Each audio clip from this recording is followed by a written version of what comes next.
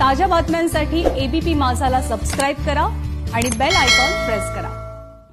आणि माजी मुख्यमंत्री देवेंद्र फडणवीस यांच्या सरकारने राबवलेल्या जलयुक्त शिवार योजनेचा फायदा झाला नाही, त्यामुळे चौकशीसाठी लवकरच एसआयटी स्थापन करण्यात येईल अशी माहिती गृहमंत्री अनिल देशमुख यांनी दिलेली आहे। या योजनेवर कॅगने सुद्धा अनेक प्रश्न उपस्थित केल्यानंतर चौकशीचा निर्णय सरकारने घेतला असं देशमुखांनी म्हटलंय।